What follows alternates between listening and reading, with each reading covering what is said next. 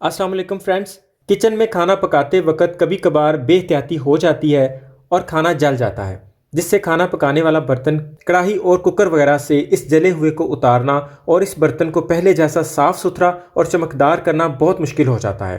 तो आज की ये वीडियो देखने के बाद किसी भी ऐसे जले हुए बर्तन को साफ करना आपके लिए बहुत आसान हो जाएगा। तो चलिए शुरू करते हैं।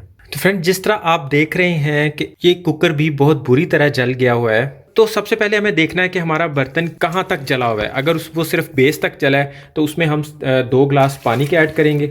अगर ये ज़्यादा जला हुआ है तो पानी की मिकदार को बढ़ा भी सकते हैं। अगर इसके किनारे जल गए हैं तो उसका भी मैं आपको तरीका बता देता हूँ। और फ्रेंड, इस तेल को काला तेल बोलते हैं। इसके कलर बेशक काला ना भी हो, किसी भी पंसार स्टोर से मिल सकता है, किसी भी केमिकल वाली शॉप से मिल सकता है। इसके अलावा इसे सर्फ बनाने वाला तेल भी कहकर आप खरीद सकते हैं। इसे हम बर्तन की कंडीशन के हिसाब से अंदाजे से इसके अंदर ऐड करेंगे। और जिस तरह की ये आपने बर्तन इस वक्त देख रहे हैं, इस तरह की कंडीशन के बर्तन के लिए हम इसके अंदर 1 सर्विंग स्पून इस ऑयल का ऐड कर देंगे। ये ऑयल इसके अंदर ऐड होते ही अपना काम शुरू कर देगा। इसके बाद हम इसमें 2 चम्मच बेकिंग सोडा के ऐड करेंगे। और अगर आपका बर्तन बहुत ज़्यादा वाला जल गया हुआ है तो फिर हम इसके अंदर 2 चम्मच कास्टिक सोडा भी ऐड करेंगे।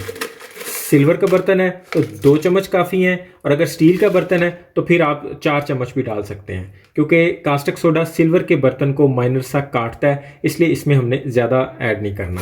इसके बाद हम इसके नीचे आग जलाएंगे और इसे 2-3 उबाले दिलवाएंगे। अगर आपको काला तेल ना मिले तो उसकी जगह सर्फ, कास्टिक सोडा या डिश वॉशिंग लिक्विड भी मिला सकते हैं। और अगर आप ऑलरेडी इसमें कास्टिक सोडा ऐड कर रहे हैं तो कास्टिक सोडा की मिकदार डबल कर दें। किसी भी बर्तन को आप इसी कुलिये से, इसी तरीके से बिल्कुल आसानी से साफ़ कर सकते हैं, जिसमें आप कढ़ाई भी हो सकती है, कोई देचकी हो सकती है, इसी तरह का कुकर हो सकता है। मोस्टली कुकर में ज़्यादातर खाना जल जाता है क्योंकि वो बंद होता है, तो अगर पानी कम हो उसमें तो पता नहीं चलता, तो वो जल जाता है। और जलने का पता तब चलता है जब उसकी स्मेल बाहर आती है। तो पानी तो सिर्फ 3 गिलास था, लेकिन अब आप इसकी झाग देखें, उसकी आउटपुट देखें कि ये ऊपर से भी बाहर गिर रहा है।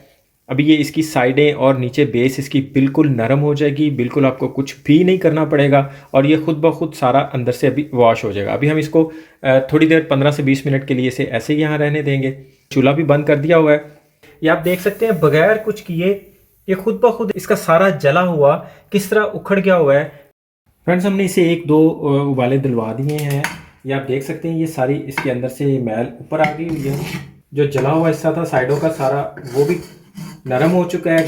आप देखिएगा ये 1 सेकंड में इसका सारा कुछ उतर जाएगा। इस पानी को हम वेस्ट नहीं करेंगे, इसको हम किचन के उस ड्रेन में डालेंगे जहां आपको लगता है कि कोई चिकनाई जमने का खतरा होता है। वेस्ट करते हुए भी हम इसे अपने काम में ले आए। इसके अंदर ये जो हमें अब नज़र आ रहा है, ये खुद ब खुद उतर रहा है। ये देखिए ये नरम हो चुका है, ये खुद ब खुद उतर रहा है। इसे सिर्फ एक दफ़ा स्कॉच ब्राइट से धोने की देर है, ये अंदर से चमक जाएगा। और फ्रेंड्स, अगर गैस का मसला है और आप इस पानी को गर्म नहीं कर सकते तो जो चीज़ें हमने इस पानी में ऐड की हैं, आप उन चीज़ों को थोड़े से पानी में शामिल करके इसकी एक पेस्ट बना लें। पेस्ट को बर्तन की दीवारों और बेस में अप्लाई कर दें और कम से कम आधे घंटे के लिए उसे इसी तरह छोड़ दें। उसके बाद आप स्कॉच ब्राइट से इसे रगड़ के सेम इसी तरह धो सकते हैं। अगर आपने उसमें कास्टिक ऐड किया हुआ है तो फिर ग्लव्स का इस्तेमाल आपने लाजमी करना है। उम्मीद है आज की वीडियो आपको पसंद आई होगी, आपके बहुत काम आएगी।